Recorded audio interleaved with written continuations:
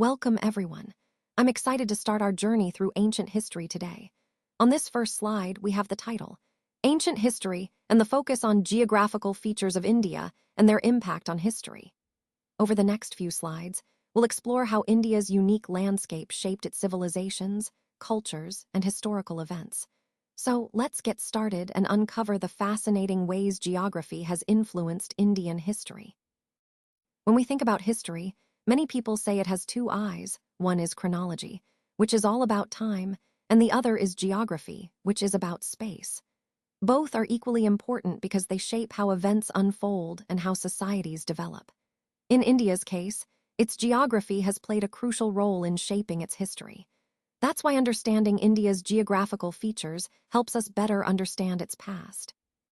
Let's look at how India is divided geographically. The Indian subcontinent can be broadly split into three main regions: the majestic Himalayan mountains in the north, the fertile Indo-Gangetic plains in the middle, and the southern peninsula stretching downward. Each of these regions has unique features and has influenced historical developments in different ways. Additionally, the Indian subcontinent is not just one country. It includes 5 countries: India, Pakistan, Bangladesh, Nepal, and Bhutan. Out of these, India is the largest and most populous. India itself is divided into 29 states and 6 union territories, which helps manage its vast and diverse geography. Connecting this to our overall theme, understanding these geographical features is key to grasping why certain events happened where they did, why civilizations flourished in specific areas, and how India's unique landscape shaped its history over thousands of years. The Himalayan mountains start from the Pamir region in the extreme northwest of India and stretch towards the northeast. These mountains are incredibly vast, extending nearly 2560 kilometers, with an average width between 240 and 320 kilometers. One of their most famous features is Mount Everest, which stands at a height of 8,869 meters, the highest peak in the world. The Himalayas act as a natural barrier, especially because they protect India from the cold Arctic winds coming from Siberia through Central Asia. This helps keep the climate of northern India relatively warm throughout the year. Historically, people believed that the Himalayas served as a complete barrier, guarding India from invasions. However, there are important mountain passes in the northwest, such as the Khyber, Balan, Kuram, and Gomal passes, that provided easier routes between India and Central Asia. These passes are located in ranges like the Hindu Kush, Sulayman, and Kurthar, which essentially allowed for movement and invasions despite the mountains' natural defenses. So, while the Himalayas are a formidable natural wall, these mountain passes played a crucial role in connecting India to the outside world. The Himalayan mountains have played a crucial role in shaping India's history, especially through the passes that run across them. From prehistoric times, these mountain passes served as vital routes, enabling continuous movement of people and goods. Many groups, including invaders and immigrants, entered India through these pathways. For example, the Indo-Aryans, Indo-Greeks, Parthians, Sakas, Kushanas, Hunas, and Turks all crossed these passes at different times. One particularly important route was through the Swat Valley, which was a significant corridor for both invasion and cultural exchange. Even Alexander the Great himself came to India through this route. But these passes weren't just used for invasions. They also facilitated the movement of missionaries and merchants, promoting trade and cultural contact between India and Central Asia. Moving to the north of Kashmir, we find the Karakoram Range. This range is home to Mount Godwin Austen, which is the second highest peak in the world. The Karakoram Highway, connecting Gilgit to Central Asia, is a notable route, though historically there was limited communication via this pathway. Overall, these mountain features significantly influenced historical interactions, trade, and cultural exchanges across regions. The Himalayan mountains play a crucial role in shaping India's history and geography. For instance, the Kashmir Valley is nestled within high mountains, but interestingly, it's accessible through several mountain passes. This has allowed for movement and interaction despite the formidable terrain. The Kashmir Valley remains unique because of its distinct traditions and culture, which have been preserved partly due to its relative geographical isolation. Moving eastward, Nepal is also a small valley tucked under the Himalayas. It can be reached from the Gangetic Plains via multiple passes, which historically facilitated trade and cultural exchanges. Extending further east, the Himalayas reach all the way up to Assam, marking the eastern limit of these mighty mountains. Within this region, some of the important mountain ranges are Pat Koi, Nagai, and the Lushai Hills. These hills are heavily forested due to the heavy rains they receive, making them largely inhospitable and difficult to traverse. As a result, many parts of northeast India have remained relatively isolated for centuries, which has influenced their development and interactions with the rest of the country. Overall, these geographical features of the Himalayan region have significantly impacted historical trade routes, cultural exchanges, and even the development of communities in India. The mountains have acted both as barriers and gateways, shaping the course of Indian history in profound ways. The Indo-Gangetic Plain is a fascinating and crucial region when we look at India's geography and its impact on history. This extensive plain is irrigated by three major rivers: the Indus, the Ganges, and the Brahmaputra. These rivers have shaped the landscape, making it incredibly fertile and productive. The alluvial soil carried by these rivers and their tributaries has nourished the land for thousands of years, supporting agriculture and sustaining civilizations. Let's start with the Indus River. It originates beyond the Himalayas, flowing through a region rich in history. Its main tributaries include the Jhelum, Chenab, Ravi, Sutlej, and Beas. These rivers form a vital part of the Indus River system, especially benefiting the Punjab Plains. The word Punjab actually means the land of 5 rivers, which highlights how central these waterways are to the region. Moving further south, we find Sindh, located in the lower valley of the Indus. This area is renowned for its fertile soil, which has supported settled communities and agriculture for ages. But between the Indus and the Gangetic Plains, there's a notable geographical feature: the Thar Desert and the Aravalli Hills. These natural barriers have historically influenced migration, trade routes, and settlement patterns.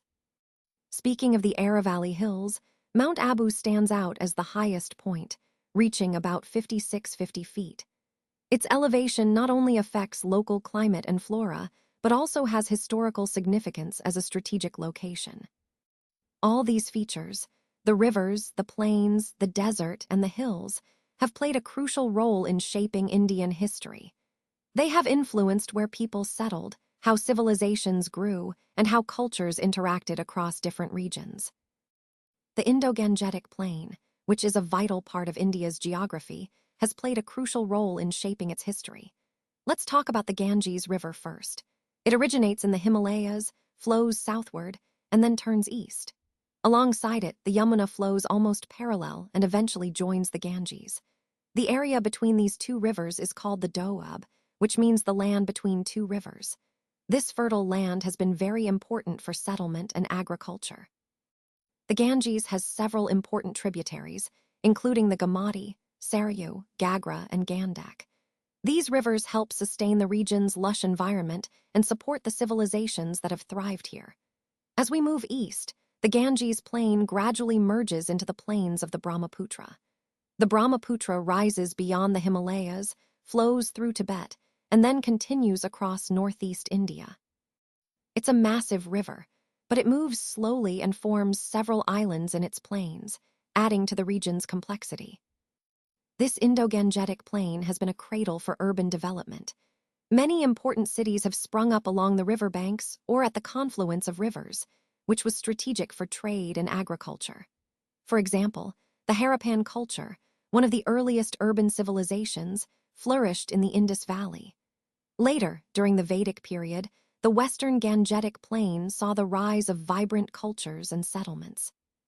Some of the most notable cities in this region include Banaras, Allahabad, Agra, Delhi, and Pataliputra. These cities have played significant roles in India's history, culture, and politics.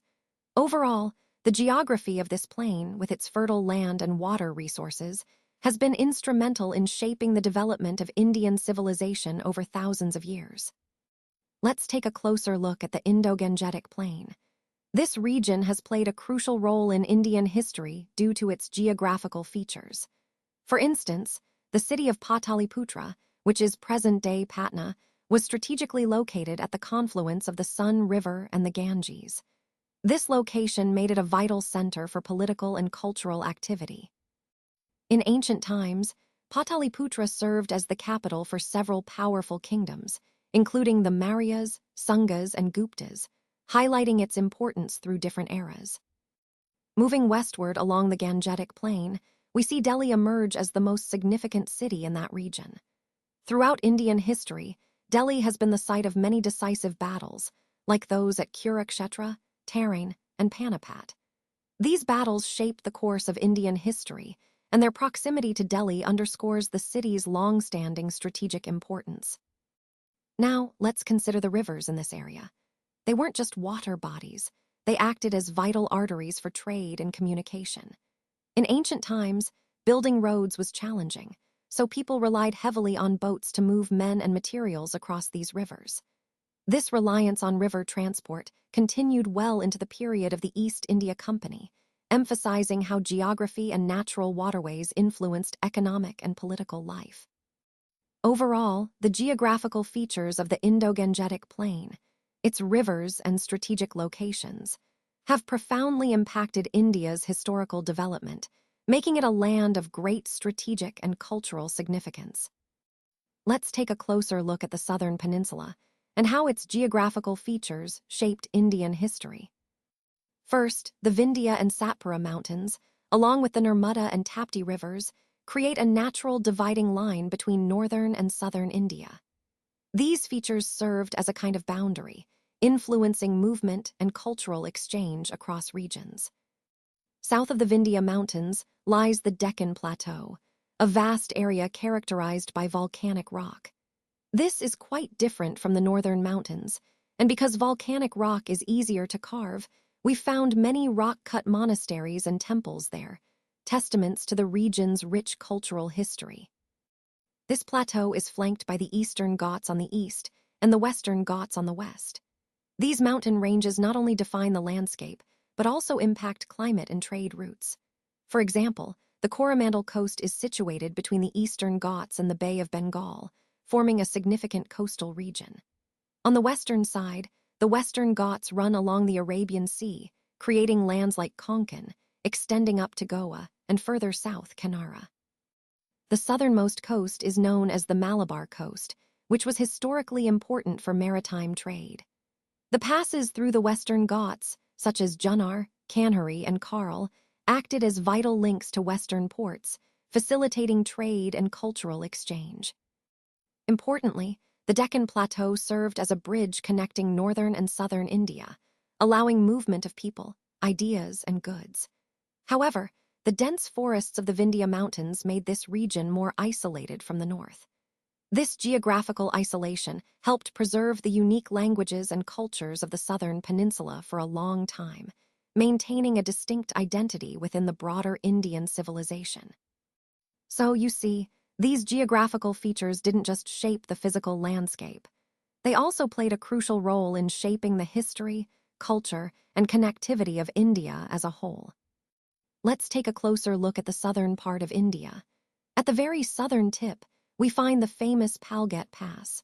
This pass acts as a crucial gateway across the Western Ghats, connecting the Kaveri Valley to the Malabar coast. Historically, this route was vital for trade, especially during ancient times when the Indo-Roman trade flourished through this corridor. Moving on, the Anaimudi Peak stands out as the highest point in the southern peninsula, towering over the landscape. Nearby, Dadapeta is another significant peak in the Western Ghats, contributing to the region's rugged terrain. Unlike the relatively high Western Ghats, the Eastern Ghats are not as tall. They have several openings, which are mainly due to rivers flowing eastward into the Bay of Bengal. These openings have historically facilitated trade and movement along the coast. Speaking of the coast, several important port cities like Arakkamdu, Mamallapuram, and Kavaripattanam were situated along the Coromandel coast. These ports played a key role in maritime trade and cultural exchange. the major rivers in this region tend to flow more or less parallel to each other. For instance, the Mahanadi flows from the central part of India toward the east, reaching the Bay of Bengal. On the other hand, rivers like the Nirmada and Tapti run from east to west, draining into the Arabian Sea. Meanwhile, the Godavari, Krishna, Tungabhadra, and Kaveri rivers all flow from the western part of India toward the east, contributing to fertile plains and supporting agriculture and settlements. Understanding these geographical features helps us see how the terrain influenced historical trade routes, settlement patterns, and cultural development across southern India. Now, let's turn our attention to the southern peninsula of India.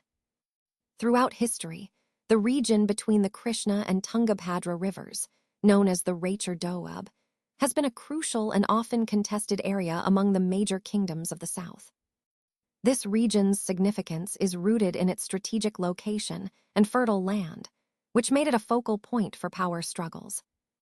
At their mouths, these two rivers form deltaic plains that became particularly famous during the time of the Satavahanas, who established their rule there. In fact, a number of towns and ports flourished along these plains at the beginning of the Christian era, serving as important centers of trade and culture. Moving further south, the Kaveri Delta became the heartland of the powerful Chola dynasty. The Kaveri Basin, with its rich traditions, language, and culture, has been a vibrant and thriving region since ancient times. One of the most notable features of the southern peninsula is its long coastline, which naturally encouraged a keen interest in maritime activities among its people. From early on, maritime trade flourished, connecting this region with distant lands. Mariners from the east reached countries like Java, Sumatra, Burma, and Cambodia, establishing trade links and cultural exchanges. Beyond trade, Indian art, religion, and culture spread through these seaways, influencing and enriching other parts of Asia.